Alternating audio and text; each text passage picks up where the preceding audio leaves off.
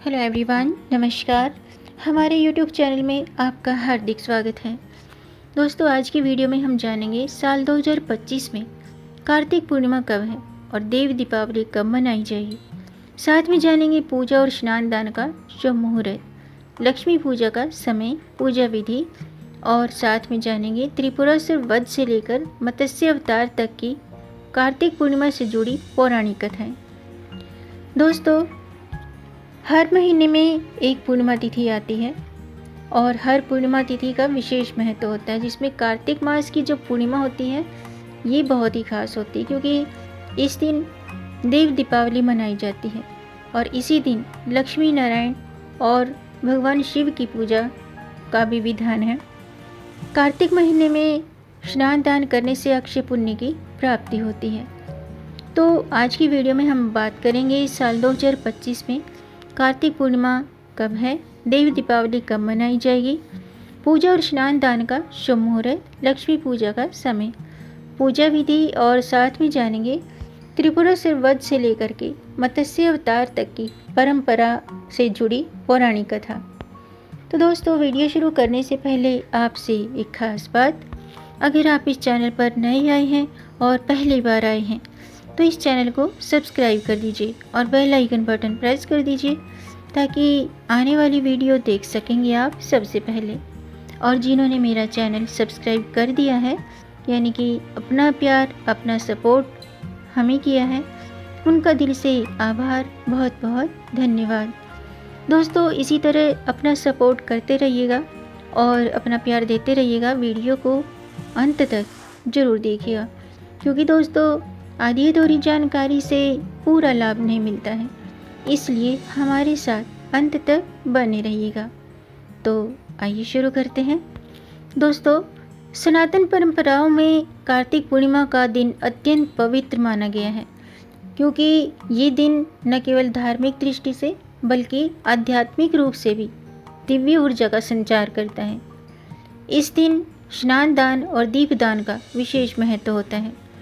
ऐसा माना जाता है कि इस दिन देवताओं ने स्वयं दीपावली मनाई थी, इसलिए इसे देव दीपावली कहा जाता है।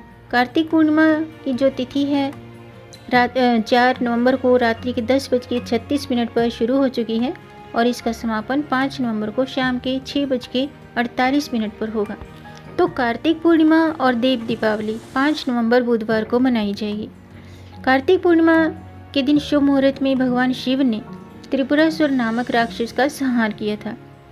इस विजय से प्रसन्न होकर देवताओं ने उनकी स्तुति की थी और भगवान विष्णु ने उन्हें त्रिपुरारी के नाम से संबोधित किया था। आइए जानते हैं कार्तिक पूर्णिमा की पूजा का शुभ मुहूर्त और स्नान दान का समय क्या है। साल 2025 में कार्तिक पूर्णिमा 5 नवंबर को है। पूर्णिमा तिथि 4 नवंबर को रात्रि के 10:36 पर शुरू हो चुकी है। पूर्णिमा तिथि 5 नवंबर को शाम के 6:48 पर समाप्त होगी।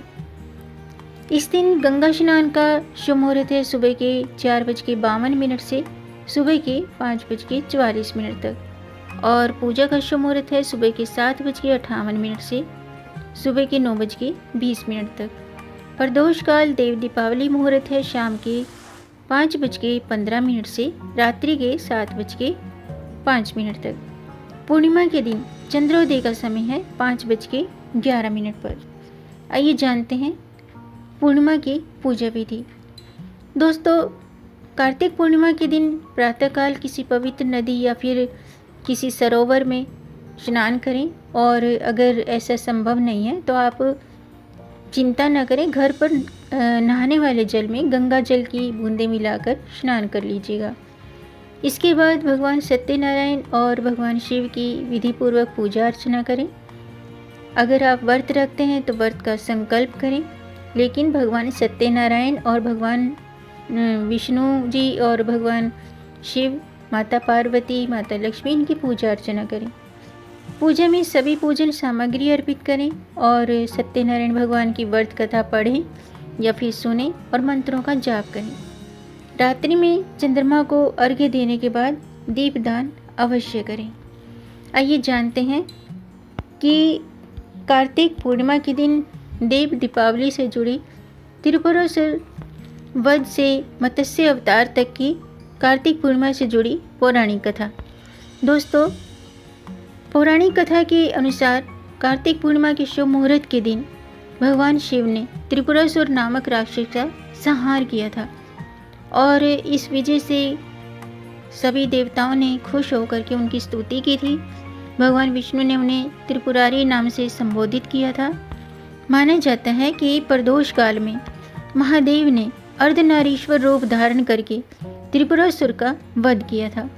इसी दिन देवताओं ने काशी में दीपावली मनाई थी, जो कि आज भी देव दीपावली के रूप में प्रसिद्ध है। ऐसा माना जाता है कि इस दिन काशी में दीपदान करने से मोक्ष की प्राप्ति होती है। इसके अलावा दोस्तों, भगवान विष्णु के 10 अवतारों में पहला अवतार मत्स्य अवतार माना गया है। पौराणिक मान्यताओं के अनुसार प्रलय काल में जब समस्त सृष्टि जल में विलीन हो गई थी, तब भगवान विष्णु ने कार्तिक पूर्णिमा के दिन ही मत्स्य रूप धारण करके वेदों की रक्षा की थी। इस दिन यानी कि इस महीने में नारायण मत्स्य रूप में जल में निवास करते हैं और पूर्णिमा के दिन वैकुंठ धाम लौट जाते हैं। इसके अलावा दोस्तों, पौराणिक कथा के अनुसार कार्तिक शुक्ल पक्ष की एकादशी को देवी तुलसी का भगवान विष्णु के शालिग्राम रूप से विवाह हुआ था और ये विवाह कार्तिक पूर्णिमा तक मनाया जाता है। ऐसा माना जाता है कि इस दिन भगवान विष्णु को तुलसी दल अर्पित करने से अनेक गुना अधिक पुण्य प्राप्त होता है। तुलसी विवाह के बाद ही विवाह उत्सव का शुभारंभ शुरू होता है। कार्तिक पूर्णिमा के दिन ब्रह्मा जी का अवतरण पवित्र पुष्कर सरोवर में हुआ था और इसी कारण ये जो स्थान है आज भी ब्रह्मा जी की आराधना का प्रमुख केंद्र है। इस अवसर पर श्रद्धालु पुष्कर में स्नान करके ब्रह्मा मंदिर में पूजा अर्चना करते हैं, दीपदान करते हैं। ऐसा करने से देवों की कृपा और मोक्ष की प्राप्ति होती है। कार्तिक पूर्णिमा की रात्रि को भगवान विष्णु योग निद्रा से जागे थे और इनके जागरण पर समस्त देवी देवताओं ने खुशियां मनाई थी और लक्ष्मी नारायण की महाआरती करके दीप प्रज्वलित किए थे।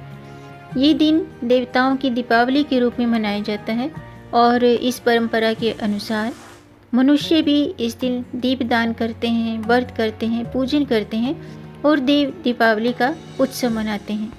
आइए जानते हैं इस दिन किए जाने वाले विशेष उपाय क्या हैं। दोस्तों, ऐसा माना जाता है कि कार्तिक पूर्णिमा पर अगर संभव हो तो व्रत करें, दान पुण्य करें। इसके अलावा कुछ विशेष उपाय जरूर करें। विशेष उपाय करने से क्या होता है कि शनि, राहु, केतु जैसे ग्रहों का दुष्प्रभाव कम होता है। खास तौर पर जिन लोगों पर शनि की 7.5 ढैया या महादशा चल रही है, तो उनके लिए ये दिन बहुत ही शुभ और महत्वपूर्ण होता है। तो करना क्या है, आइए जानते हैं। दोस्तों, कार्तिक पूर्णिमा के दिन भगवान शिव की आराधना करना बहुत ही लाभकारी माना गया है। इस दिन शिवलिंग पर जल, दूध, बेलपत्र अर्पित करने से शनि और राहु केतु का प्रभाव कम होता है। शनि देव स्वयं भगवान शिव के परम भक्त हैं, इसलिए इस दिन की गई शिव पूजा से शनि की कृपा भी प्राप्त होती है। इस दिन ओम नमः शिवाय मंत्र का 108 बार जाप करना शुभ फल देता है और जीवन की कई बाधाएं दूर होती हैं। माना जाता है कि यदि शनिदेव प्रसन्न हो जाएं, तो राहु और केतु भी अपने नकारात्मक परिणाम देना बंद कर देते हैं। इसलिए कार्तिक पूर्णिमा के दिन छाया दान जरूर करें। इसके लिए आप एक पात्र में सरसों का तेल लेकर शनि मंदिर में अर्पित करें।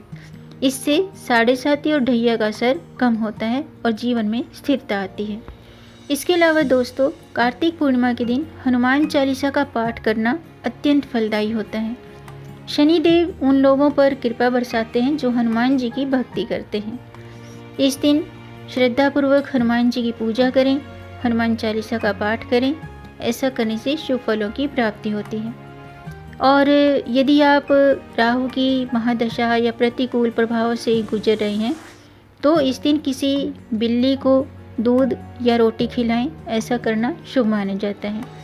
ऐसा करने से राहु का नकारात्मक प्रभाव धीरे धीरे समाप्त होने लगता है। इसके अलावा दोस्तों, पूर्णिमा की शाम को दीपदान करना बहुत पुण्यदायक होता है। तो इस दिन किसी नदी, सरोवर, मंदिर परिसर में दीपक जलाएं और दीपक प्रज्वलित करें। और इससे क्या होता है कि ग्रहों के दोष शांत होते हैं, सौभाग्य में भी वृद्धि होती है। इसके अलावा संभव हो तो कोई को रोटी खिलाएं, और कोई को रोटी खिलाएं, बिल्ली को भी दूध पिलाएं।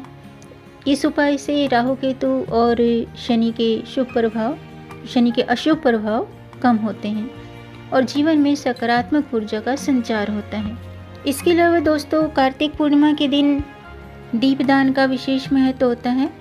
तो तुलसी पूजन करें, माँ लक्ष्मी को खीर और पीली कौड़ियाँ अर्पित करें, किसी पवित्र नदी में स्नान करें और इस दिन सुबह स्नान के बाद तुलसी जी की विधि पूर्वक पूजा करें। शाम को उनके पास तुलसी जी के पास शुद्ध घी का दीपक जलाएं। इसके अलावा इस दिन पीपल के वृक्ष की भी पूजा जरूर करें। सुबह पीपल के वृक्ष की जड़ में जल अर्पित करें और शाम को दीपक प्रज्वलित करें। और पूर्णिमा की रात्रि को चंद्रमा को दूध मिले जल का अर्घ्य देना चाहिए। इससे कुंडली में चंद्र दोष दूर होता है और कुंडली में चंद्र मजबूत होता है। तो दोस्तों, आज का वीडियो मैं समाप्त करती हूँ। उम्मीद है आपको जानकारी पसंद आई होगी। अगर आपको जानकारी अच्छी लगी हो तो वीडियो को लाइक और शेयर ज़रूर कीजिएगा और अपना सपोर्ट ज़रूर कीजिएगा। दोस्तों, मेरे चैनल को सब्सक्राइब करके वीडियो को लाइक और शेयर भी ज़रूर कीजिएगा। अगर आपका कोई प्रश्न है या कोई सुझाव है तो कमेंट बॉक्स में ज़रूर लिखिएगा। मिलेंगे नई जानकारी के साथ, तब तक आप खुश रहें, स्वस्थ रहें, अपना ख्याल रखें और अपनों का भी ख्याल रखिएगा। जय श्री हरि, हर हर महादेव।